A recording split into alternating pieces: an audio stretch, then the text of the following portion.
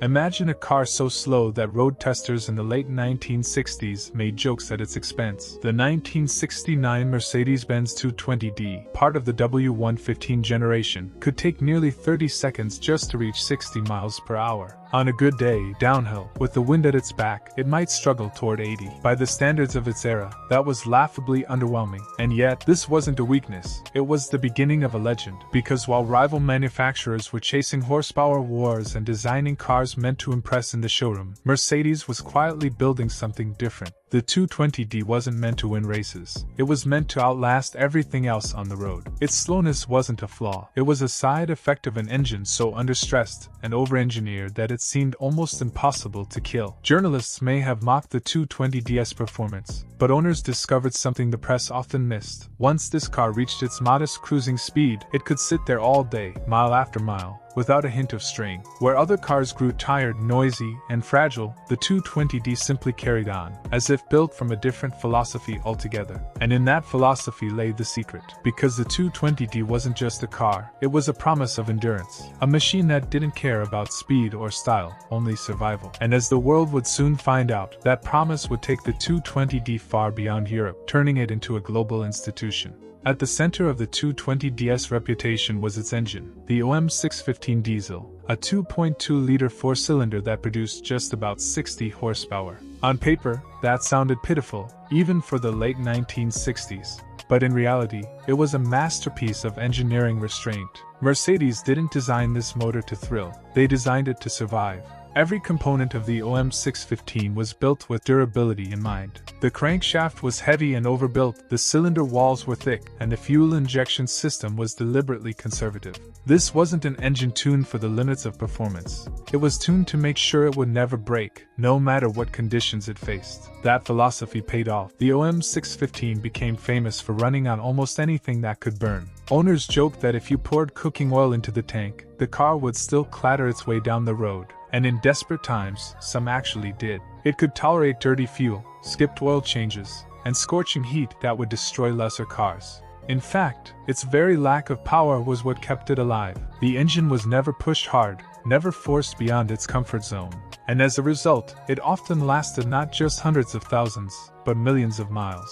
Mechanics who worked on the 220d grew to respect its simplicity. With just basic tools, even in remote villages or roadside workshops, the OM615 could be kept running. For many, this wasn't just an engine, it was a lifeline, a machine you could trust when everything else failed. And that trust made the 220d more than just a family sedan. It turned it into the backbone of one of the most important industries of the 20th century, the taxi trade. It's where the 220d truly earned its legend. It was on the streets, not polished in showrooms, but painted in taxi yellow, battered white, or whatever color could survive decades of sun and dust. The car became the backbone of taxi fleets across Europe, Africa, and the Middle East, and in doing so, it etched itself into the daily lives of millions. In Germany and Greece, taxi operators bought them in droves, knowing that a single 220d could outlast not only the driver's career but sometimes the company itself. In Beirut, Lagos, and Nairobi, they were everywhere, clattering through traffic with their unmistakable diesel heartbeat. The sound of a 220d idling at a taxi stand became part of the city atmosphere, a steady, mechanical rhythm that told people the car would still be running tomorrow, and the day after, and the day after that. Inside, these taxis told their own stories. Worn seats hidden under woven mats, door panels patched with tape, odometers that had long since stopped working, because what was the point of tracking mileage when the car simply refused to quit? Drivers learned to treat them like family members, and passengers came to trust that if you got into a Mercedes taxi, you'd get where you were going, no matter how long the journey or how rough the road. For many families in Africa and the Middle East, the 220d wasn't just a taxi. It was the car that carried groceries from the market, transported children to school, and sometimes even served as the only reliable link between villages and cities. It wasn't fast, it wasn't glamorous, but it was always there. And that was the magic. While other cars came and went, the 220d was a constant presence, a workhorse that became a cultural landmark. By the 1970s and 80s, the Mercedes 220d had become more than just a dependable car. It had turned into a living legend of endurance. Stories began to circulate of odometers rolling past numbers most drivers couldn't even imagine, and still, the car refused to give up. Million-mile examples weren't rare, they were practically expected. In Greece, one taxi driver became famous for pushing his 220d past 2.8 million kilometers. That's about 1.7 million miles, all on the original engine, transmission, and rear end. His car didn't just carry passengers, it carried him into Mercedes-Benz history. In Africa, the 220d served through wars, uprisings, and decades of political upheaval. Cars were patched together with tin, wire, or whatever was available, yet they continued to run. Mechanics who lacked access to spare parts found that the 220d would forgive almost any makeshift repair, as long as you had a little diesel fuel, or sometimes even just whatever liquid could pass for it. The OM 615 engine would keep clattering along. In the Middle East, where desert heat destroyed lesser cars, the 220d became a symbol of trust. Families relied on them to cross vast distances where breaking down could mean disaster. These cars became so deeply tied to the idea of survival that people said if you wanted to make sure you reached your destination, you chose the Mercedes. And even decades later, into the 1990s and beyond, it wasn't unusual to find W115 220ds still in daily use. Paint faded, chrome dulled, seats collapsed into their springs, but the engines? Still alive, still moving. In an automotive world obsessed with style and speed, the 220d carved out a different kind of glory. It was the car that simply refused to die.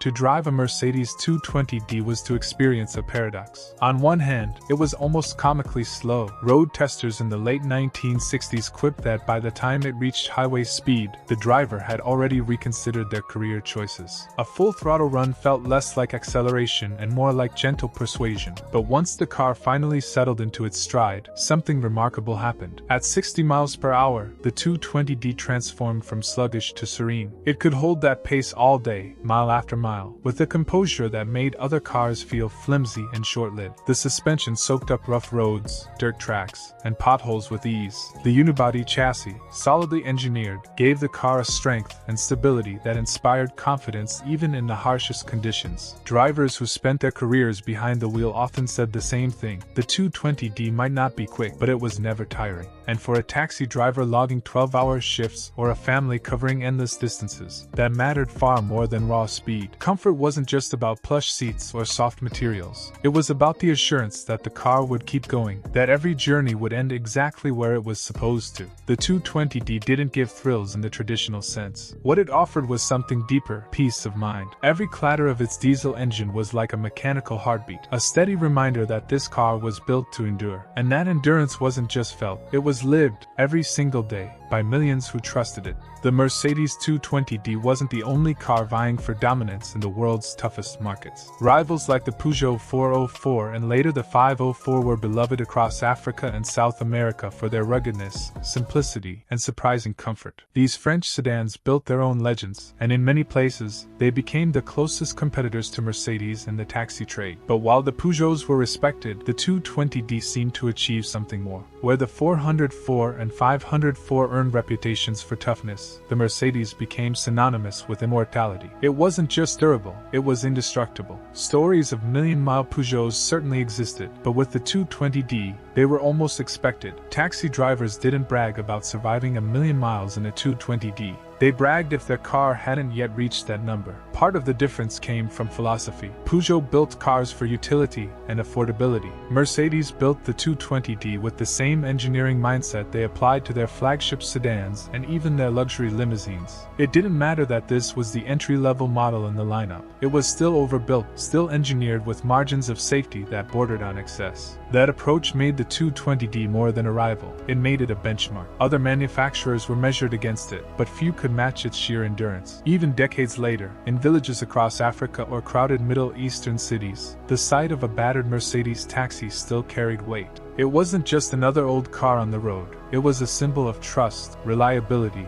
and permanence. And that symbolism carried beyond just transportation. For millions of people, the word Mercedes didn't conjure up glamorous images of the SL Roadster or the S-Class limousine. It meant one thing: the humble, unbreakable 220d. The Mercedes 220d didn't just move people from place to place, it became woven into the fabric of entire societies. For millions, it was more than a car, it was a backdrop to daily life, a constant presence in cities and villages alike. In Africa, the 220d was more than transportation, it was survival. Families relied on it to carry food, medicine, and loved ones across long, unforgiving distances. In the Middle East, it became the car trusted to cross deserts where failure could be catastrophic. And in Europe, it was the faithful workhorse of taxi fleets, its diesel heartbeat echoing in the memories of generations who hailed rides in its worn-out seats. The car even shaped how people thought of Mercedes-Benz itself. While the company built glamorous SL roadsters and imposing S-Class sedans, for countless people around the world, the brand's reputation wasn't defined by luxury. It was defined by a battered, slow, endlessly reliable 220d. To them, Mercedes meant indestructibility. It meant trust. Even decades after production ended, the 220d's shadow lingered. In the 1990s and 2000s, you could still spot them running daily in developing countries, long after their paint had faded and their interiors had collapsed into springs. Mechanics loved them for their simplicity. Owners loved them because they never quit. And passengers loved them because, no matter how battered they looked, they always guide you to your destination. That is the essence of the 220d's legacy. Not speed, not style, but immortality. It was the car that outlasted wars, outlasted regimes,